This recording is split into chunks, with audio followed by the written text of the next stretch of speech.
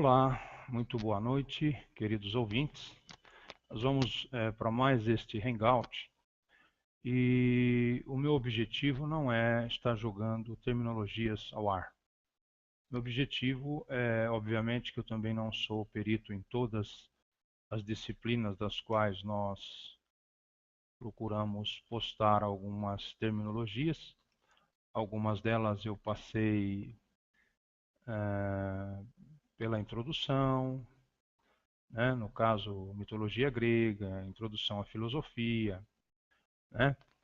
E trabalho com língua estrangeira, ensino de traduções, já fiz trabalhos como interpretação simultânea, inglês, espanhol, português, mas o meu objetivo é estar colocando vocês é, com uma maior afinidade, né, com terminologias técnicas dessas diversas disciplinas. Terminologias técnicas que muitas vezes utilizamos na teologia sistemática, na teologia cristã, na filosofia, na mitologia grega, na linguística, né? E algumas coisas também que eu já pude ler ou ter algum contato, e gostaria então também de colocar vocês a par da existência e que vocês possam tomar consciência e conhecimento do que elas são, seus significados e a sua importância para a definição de seus significados. Então, seria mais um trabalho de ajuda, de auxílio, né? E colocar vocês mais próximos a essas terminologias técnicas, né? Então agora nós vamos falar um pouco, hoje nesse Hangout, nós vamos falar um pouco o que vem a ser transmigração da alma, metempsicose, psicopompo e psicagogo. Então vamos ver essas terminologias e seus significados, né? Transmigração da alma. Transmigração é uma doutrina filosófica de origem indiana, transportada para o Egito, de onde mais tarde Pitágoras a importou para a Grécia. Os discípulos desse filósofo ensinavam ser possível uma mesma alma, depois de um período mais ou menos longo no Império dos Mortos, voltar a animar outros corpos de homens ou de animais, até que transcorra o tempo de sua purificação e possa retornar à fonte da vida. Como se constata, há uma diferença capital entre a mentepsicose e a doutrina da reencarnação. Em primeiro lugar, a metempsicose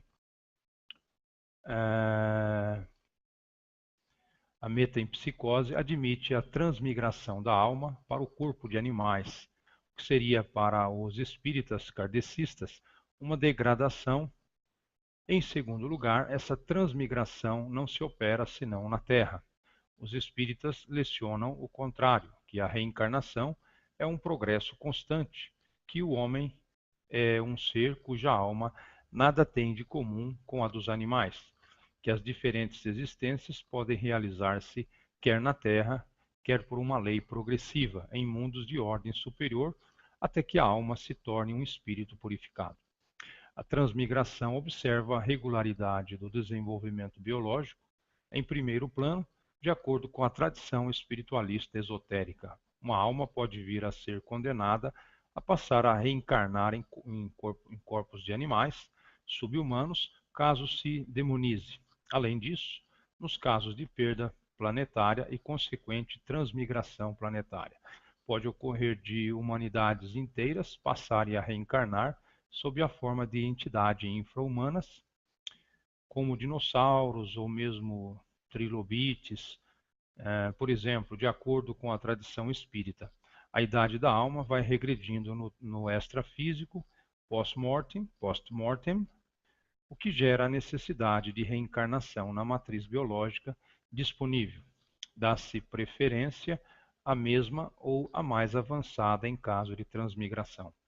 Metempsicose do grego meta, além de, em, mais psique, alma.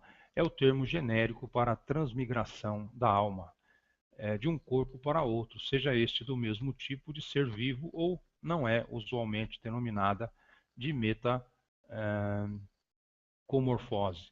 Essa crença não se restringe à reencarnação humana, mas abrange a possibilidade da alma humana encarnar em animais ou vegetais. Era uma crença amplamente difundida na pré-história e na antiguidade, sendo encontrada entre os egípcios, gregos, romanos, chineses e na Índia, etc. Entre os budistas tibetanos, essa migração é possível. Embora muito rara, os budistas descrevem várias formas de reencarnação sob vários contextos diferentes. Os esquimós e outros povos atuais considerados primitivos mantêm a mesma convicção.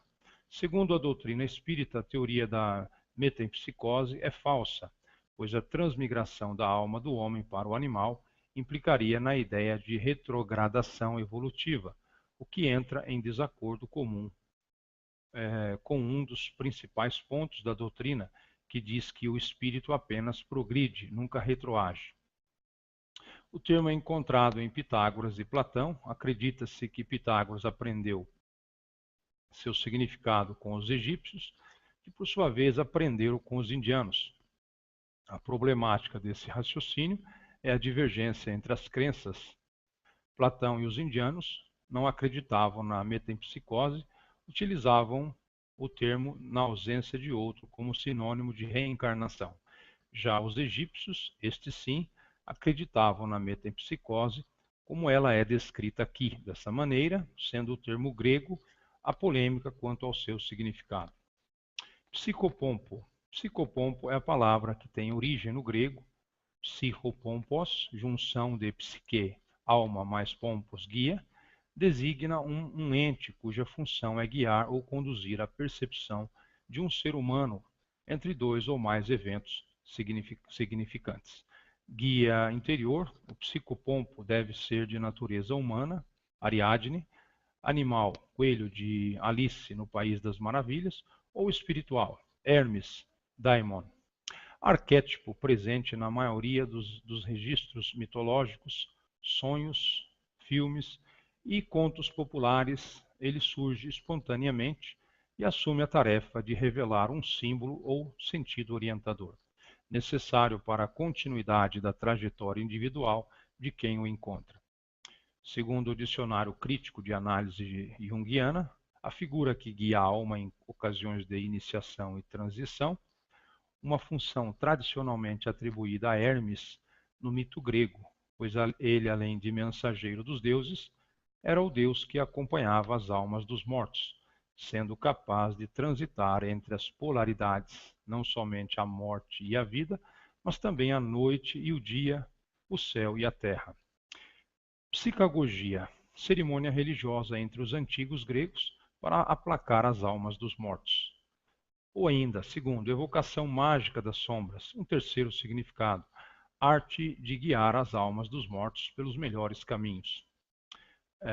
Do grego psichagogia, né, ou psichagogias, evocação das almas dos mortos.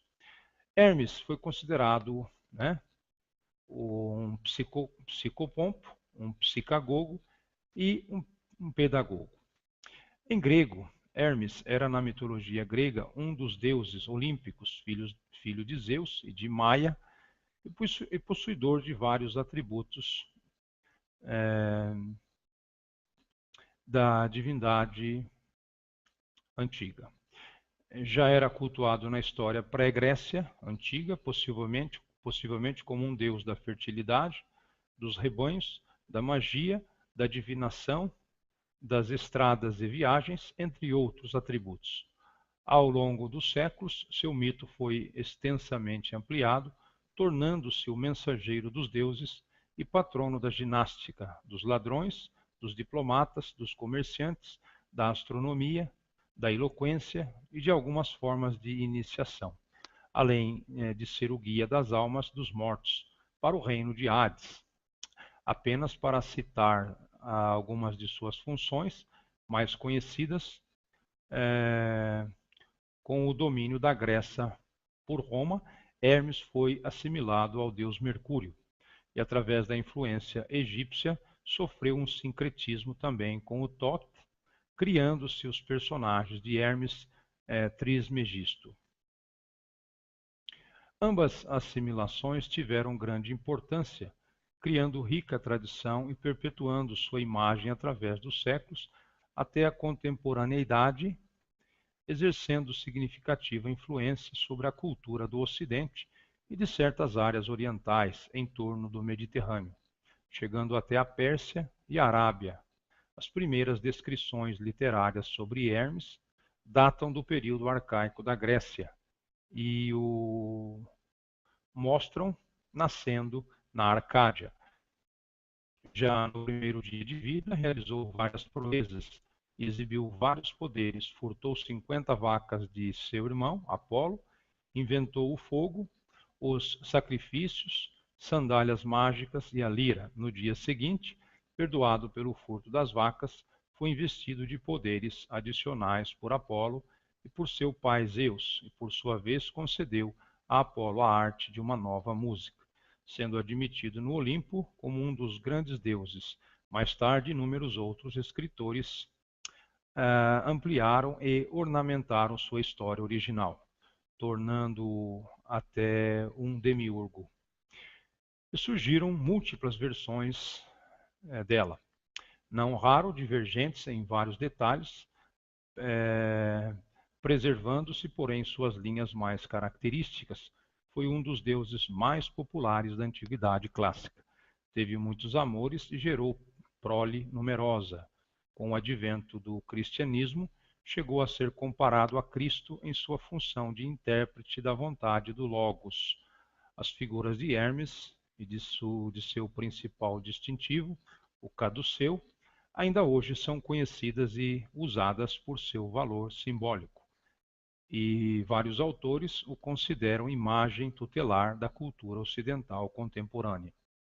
Etimologia. Hermes aparentemente foi citado pela primeira vez em tabuletas escritas em linear B pela civilização micênica Ramaies, de 1000 anos antes de Cristo, mas a identificação do nome não é clara e sua etimologia é de toda forma controversa. Para alguns, ela é simplesmente desconhecida ou não tem origem grega, pode ter derivado de hermeneus, que significa intérprete, né?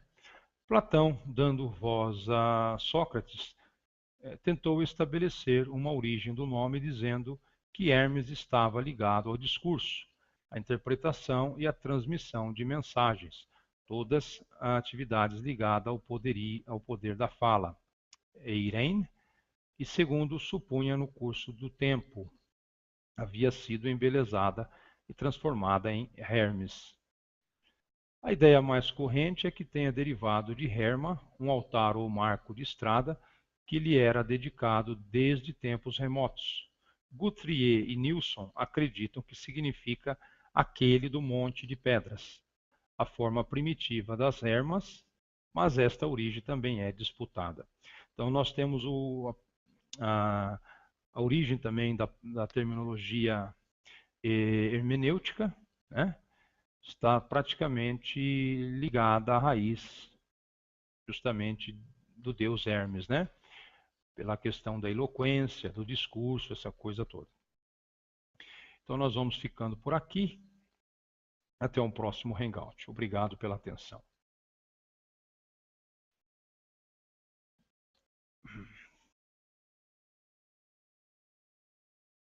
Interpretação simultânea, inglês, espanhol, português. Mas o meu objetivo é estar colocando vocês com uma maior afinidade, né, com terminologias técnicas dessas diversas disciplinas. terminologias técnicas que muitas vezes utilizamos na teologia sistemática, na teologia cristã, na filosofia, na mitologia grega, na linguística, né? E algumas coisas também que eu já pude ler ou ter algum contato, e gostaria então também de colocar vocês a par da existência e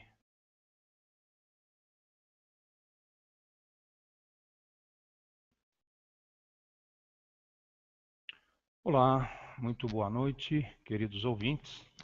Nós vamos para mais este Hangout e o meu objetivo não é estar jogando terminologias ao ar. Meu objetivo é, obviamente, que eu também não sou perito em todas as disciplinas das quais vocês possam tomar consciência e conhecimento do que elas são, seus significados e a sua importância para a definição de seus significados. Então, seria mais um trabalho de ajuda, de nós procuramos postar algumas terminologias, algumas delas eu passei pela introdução, né? No caso, mitologia grega, introdução à filosofia, né? E trabalho com língua estrangeira, ensino de traduções, já fiz trabalhos como